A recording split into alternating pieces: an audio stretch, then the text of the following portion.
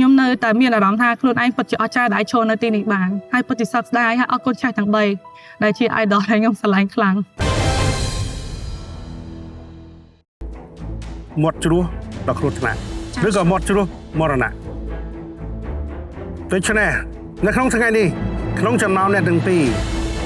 អ្នកដែលត្រូវដើរចាក់ចេញពីក្នុងកម្មវិធីរបស់យើង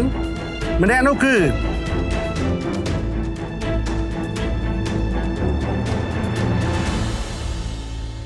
ស្រីពេជ្រ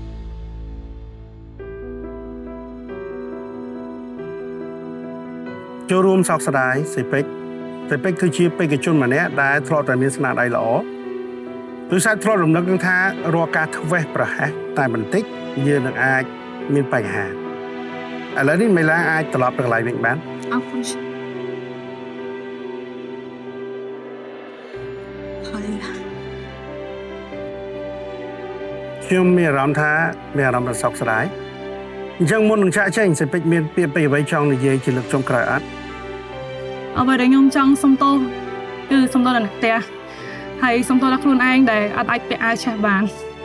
ខ្ញុំពិតជាសោកស្ដាយមែនតើខ្ញុំអត់គួរណាជាថ្ងៃចុងក្រោយរបស់ខ្ញុំនៅក្នុងផ្ទះបាយមួយនេះទេហើយខ្ញុំក៏អរគុណខ្លួនឯងដែលសាងស្នាដៃមកល្អជាច្រើនមកដល់អេពីសូតទី20នេះខ្ញុំសប្បាយចិត្តនៅក្នុងការឈានចូលផ្ទះបាយមួយនេះដោយក្តីរីករាយហើយទទួលបានការគោរពស្រឡាញ់ពីអ្នកជុំវិញខ្លួនក៏ដូចជាក្រុមការងាររបស់ Master Chef អរគុណដែលខ្ញុំអាចមានឱកាសឈរនៅមុខឆាកទាំង3រហូតដល់20អាទិត្យជាងនេះខ្ញុំពិតជាសប្បាយចិត្តហើយមានមោទនភាពជាមួយនឹងខ្លួនឯងទោះបីជាថ្ងៃនេះជាថ្ងៃដែលខ្ញុំសោកស្ដាយបំផុត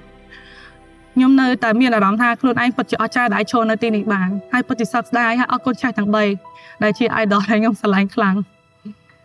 សោកស្ដាយសេពេចនិយាយត្រូវសេពេចគឺជាបេក្ខជនដែលអស្ចារ្យដែលអាចឈរមកដល់វគ្គនេះព្រោះថាត្រូវចាំថាសេពេចគឺជាកម្ពុជាបេក្ខជន9នាក់ចុងក្រោយរបស់កម្មវិធី Master Chef នារដូវកាលទី4នេះ